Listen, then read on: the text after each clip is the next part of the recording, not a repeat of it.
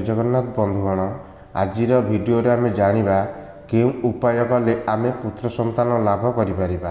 बंधुगण पुराण शास्त्र रे एमिति किछि लेखा होईछि सेही कथा को आज आलोचना करिबा। माता पिता माने पुत्रटिए पई केते पूजा मानसिक करूछंती एवं केते डॉक्टरक परामर्श नेउछंती जेमिति तांकर गोटिए पुत्र संतान जन्म हेबो। एथिपई एते सब काम करूछंती जे मोर पुओटिए हेले मो वंश को आग को बढ़ाइब एवं मु मरला बेले मते कांधरे नहीं मो मुहरे टिके निया दब। यही सब काम पाई प्रत्येक मनीष गोटिए पुत्र संतान आशा करि थाए। नहेले आजिका दुनिया रे पुओ आउ झियो समस्ते समान। पुओ बापा माँ को पचारिबेनी, बापा माँ को नहीं अनाथ आश्रम छाड़ी पर करदेवे, किंतु गोटिए झियो बापा माँ को निजर करके रखिपारे। सेतिपाई आजिकाली दुनिया रे पुओ मानकठू झियो मानक स्थान बहुत आगरे।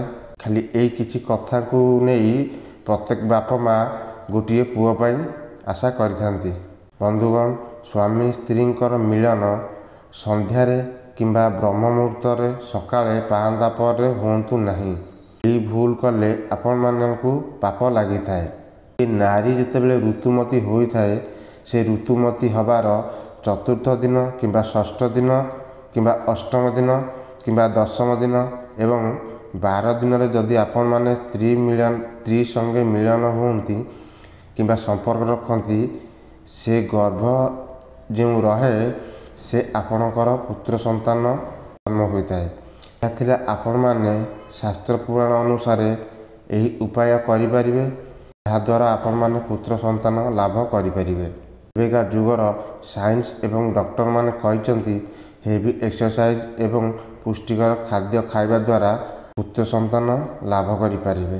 बंधुगण जदि आपण माने मो चैनल रे नुआ ताले प्लीज मो चैनल को सब्सक्राइब करी बेल आइकन को प्रेस करी वीडियो गोटे लाइक कर दियंतु, जहा फल एमती मोर नुआ नुआ वीडियो सर्वप्रथम आपण माने देखिया पाई पाई परिबे।